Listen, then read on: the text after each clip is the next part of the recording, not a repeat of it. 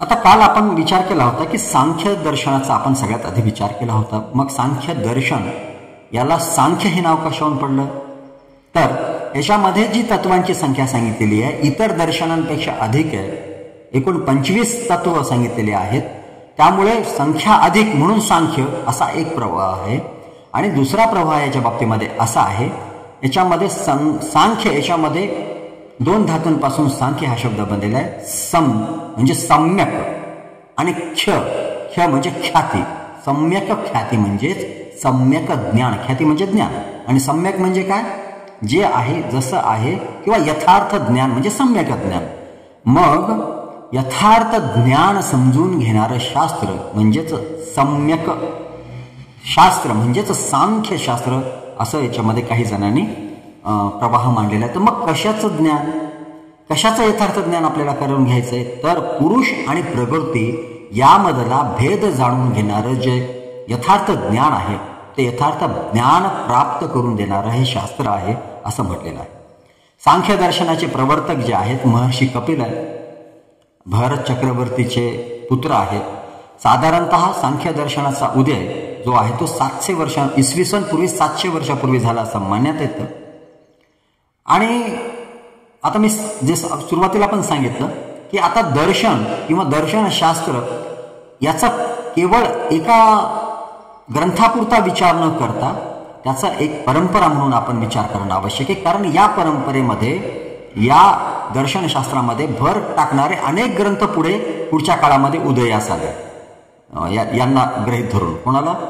या मूळ प्रणेत्यांना गृहीत धरून पुढे अनेक ग्रंथ त्याच्यामध्ये उदयास आले.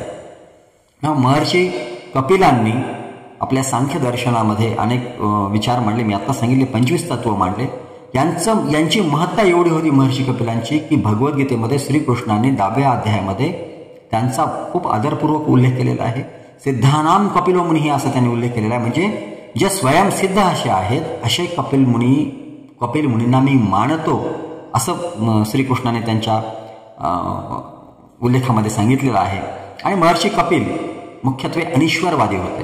आता याच्यामध्ये समजून घेण्यासारखी गोष्ट आहे की हे वेदांना तर प्रमाण मानतात परंतु अनिश्वरवादी आहेत.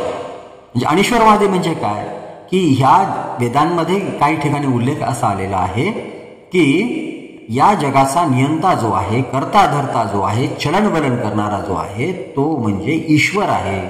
परंतु कपिलांनी ही समज खोडून काढली. त्यांनी हे मानलं नाही.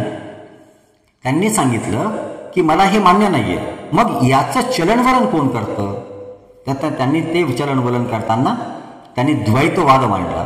द्वैतवादामध्ये त्यांनी सांगितलं की याच्यामध्ये पुरुष जे आहे ते चेतन तत्व आहे आणि प्रकृती जी आहे ती जड आहे.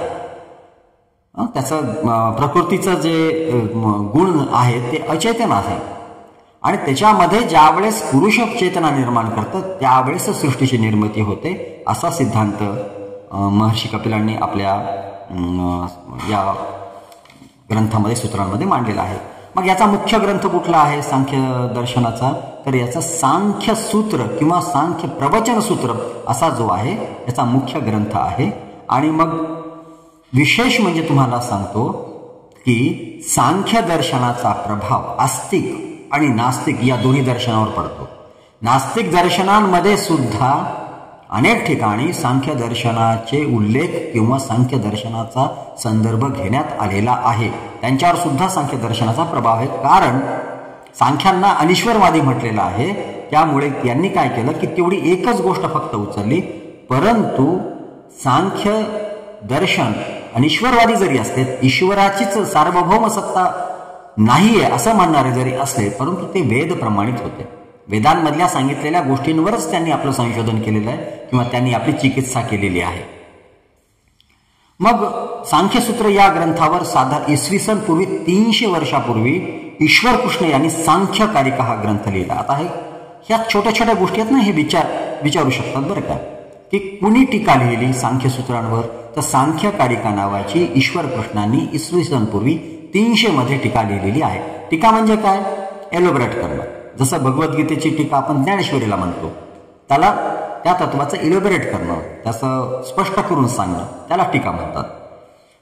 आणि मग त्यांनी त्यांच्या आपल्या साधनेमध्ये ब्रह्मांडाच्या रचनेविषयी, ब्रह्मांडाच्या निर्मितीविषयी, या पृथ्वीच्या निर्मितीविषयी काही त्यांनी चिकित्सा केली आणि त्यांना असं आढळून आलं की एक मुख्य तत्व सांगतो याच्यामध्ये की त्यांना 3 गोष्टी दिसल्या ब्रह्मांडामध्ये, 3 गोष्टी विद्यमान आहेत असं दिसलं त्यांना. प्रकाशमान, एक वस्तू काहीतरी प्रकाशमान आहे, एक तत्व काहीतरी चंचल आहे आणि तिसरं तत्व जे अचेतन आहे, जड आहे आणि अंधकारमय असं दिसतं.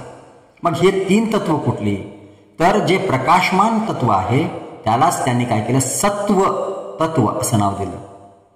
जे चंचल तत्व आहे त्याला त्यांनी रजस तत्व असं नाव दिलं आणि जे अंधकारमय तत्व त्यांना आढळून आलं त्याला त्यांनी तमस तत्व असं नाव दिलेलं. म्हणजेच सत्व, रज, तम हे 3 गुणांची संकल्पना महर्षी कपिलांनी आपल्या सांख्यशास्त्रामध्ये मांडली.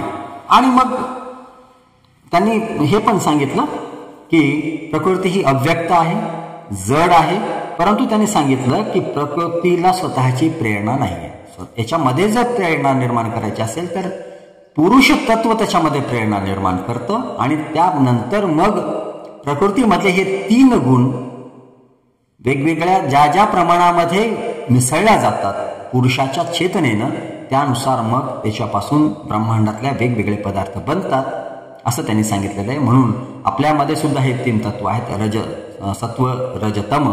आणि म्हणून ज्या वेळेस मोक्षाची कल्पना केली जाते त्यावेळेस महर्षी पतंजली सुद्धा हे मान्य केले की मोक्षाची कल्पना म्हणजे काय आहे, त्रिगुणातीत अवस्था, गुणातीत अवस्था, की ज्या वेळेस द्रष्टा जो आहे म्हणजे साधक जो आहे, ज्या वेळेस साधना करत करत त्याच्यामधल्या 3ही गुण साम्यावस्थेमध्ये पोहोचतात. म्हणजे ऍक्च्युअली सांख्यशास्त्राने काय मान्य केलेलं आहे की प्रकृतीचं मूळ जे आहे हे 3ही गुण साम्यावस्थेमध्ये आहेत, सारखे आहे. ज्यावेळेस याच्यामध्ये कमी जास्त होतं ना तर त्यावेळेस निर्मितीला, सृजनाला सुरुवात होते. आणि मग महर्षी पतंजलींनी पण काय मान्य केलेलं आहे की जर आपल्याला मोक्ष प्राप्त करायचा असेल किंवा मोक्षाची कल्पना जी आहे ती मोक्षाची कल्पना म्हणजे काय आहे, गुणातीत अवस्था. ज्या वेळेस द्रष्टा हा गुणातीत अवस्थेमध्ये पोहोचतो, ज्याला त्यांनी असंप्रज्ञा समाधी असं म्हटलेलं आहे की त्यामध्ये कुठलाही गुण नाही, सत्वही गुण नाही, रजही गुण नाही आणि तमही गुण नाही. हे ज्यावेळेस समान अवस्थेमध्ये पोहोचतात त्यावेळेस तो द्रष्टा जो आहे मोक्षास पात्र होतो किंवा मोक्षास पोहोचतो. ही अशी संकल्पना सांख्यामध्ये सांगितलेली आहे. त्यानंतर याचं पूरक दर्शन जे आहे सांख्याचं ते आत्ताच आपण उल्लेख केला. योग दर्शन हे त्याचं पूरक शास्त्र आहे किंवा दर्शन आहे.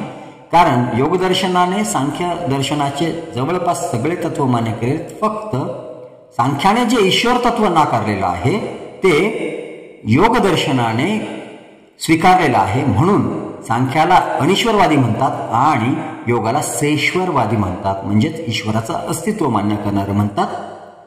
योग सूत्रांमध्ये आपल्या सगळ्यांना माहित आहे ईश्वर प्रणिधानाद्वा हे सूत्र आलेलं आहे. त्यामुळं योग सूत्र जे आहे ते काय करतं, योगशास्त्र किंवा योग दर्शन ईश्वराचं अस्तित्व मान्य करतं.